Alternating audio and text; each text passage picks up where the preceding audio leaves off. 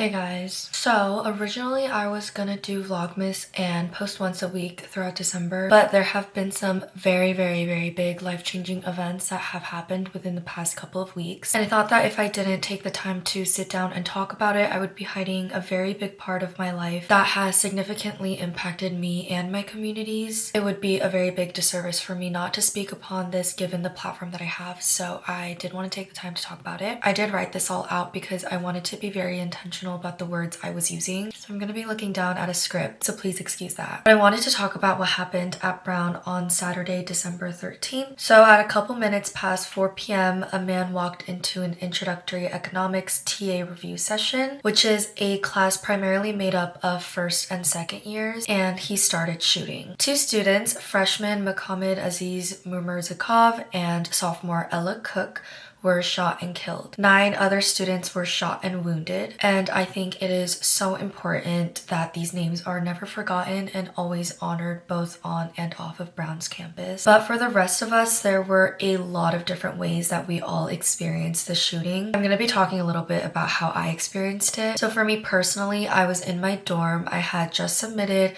my final exam for one of my classes and I was packing up my whole room to move out. I'm studying abroad next semester, so I was getting ready to leave. I got a text from my friend and sweet mate Johnson saying that there is an active shooter on campus. To be honest, I didn't think that this was that big of a deal. I've gotten many alerts and warnings throughout my life in California and my time in New York about nearby shootings, and I've heard just a lot about it in the news. I wouldn't say I'm necessarily desensitized, but I definitely don't stop to think that any of this will affect me. And yes, there is for sure personal ignorance behind that sentiment, but I think generally it is also indicative of how we as Americans live our day-to-day lives. So I got this text, I was slightly alert, and then I just continued to fold my clothes. But then Johnson called me telling me to lock all of our doors, and from that point on is when everything felt very different. I locked the doors, closed the blinds, turned off our lights. I was receiving and sending so many texts while hiding between my bed and the fridge and being as far away from the door and the window as possible. I was checking all my friends' locations and also refreshing our school's anonymous messaging platform for any sort of update. I attempted a barricade but was so scared of making noise because I knew that the shooter could very much be near where I live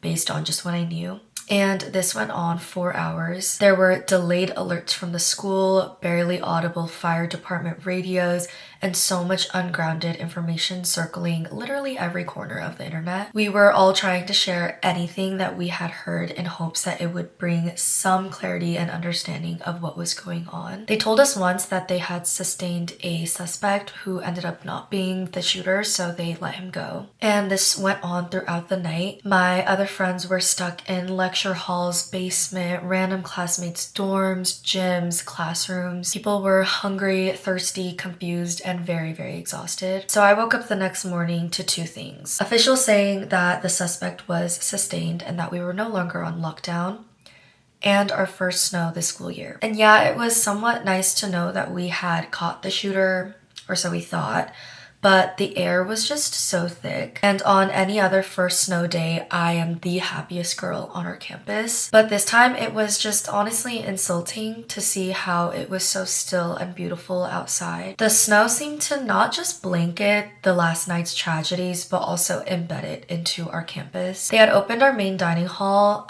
for us to eat, so I went with some of my friends. And it's just so hard to describe what that room felt like. It was just a room full of us Brown students and staff who had just been in lockdown. It was very nice to see faces, and from an outside perspective, honestly, it could have come across as normal, but you would see people hugging and crying, and the topics of conversation were just not what they usually are. It seemed like people were coping, but we just didn't know how. And for the rest of that day, I saw some friends, said goodbyes, packed up, and moved out of my dorm. I caught up with people that I wouldn't see until the next semester and others that I just might not even see ever again. And in the midst of all this, it wasn't that we felt safe, but we were just searching aimlessly, even subconsciously, for some assurance that we would be okay. And it was then at around 11 p.m. that night, which was a couple hours before I was supposed to get on my flight back home, that 2 things happened. First was that they told us that they caught the wrong guy.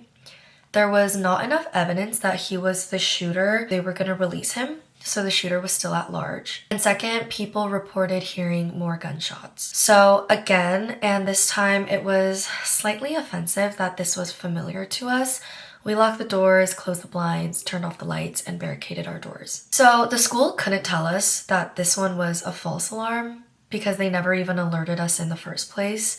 We found out on our own and we kind of just assumed that we could relax again, whatever that means. And while this was just a false alarm, I was just that much more desperate to get away from Providence. And luckily within the next couple of hours, I was able to make it to the airport. The minute I got past TSA security, I called my mom and started crying. Something about me is I really don't cry a lot, but I had realized that I had just been so tense and felt no safety for hours. Being at my terminal gate finally just gave me hope that I could possibly make it back home. So there are many parts of this story that are missing, and this is just my iteration of what happened. I'm never going to be able to speak on behalf of the people that were so much more deeply affected. I'm very fortunate to have been safe and untouched throughout all this, but so many others can't say the same. I'm gonna have resources and also ways that you can help linked in my bio, so please consider ways that you might be able to help. But I've just been doing a lot of thinking and reflecting, and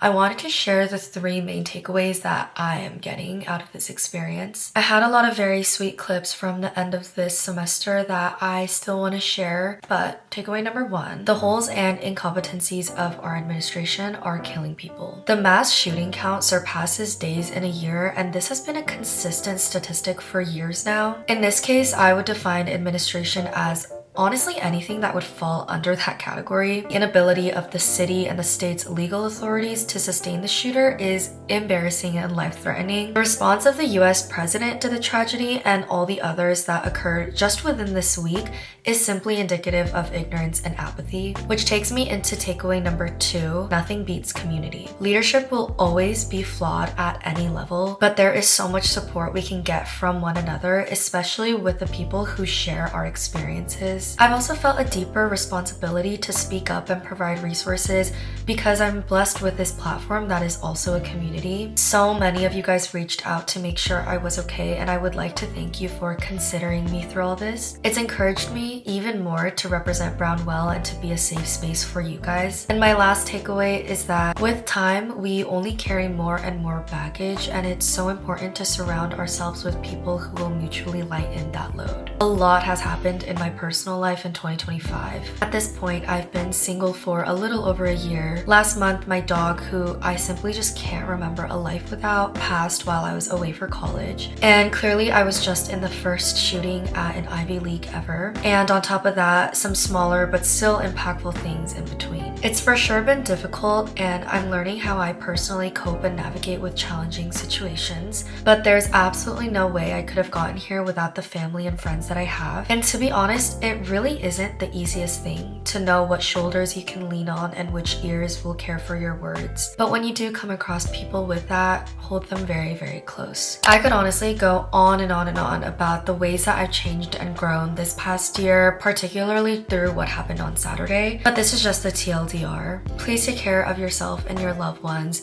speak up for what is right, and play your part in making this world just a little bit of a better place. I love you guys, and I'm grateful for you always.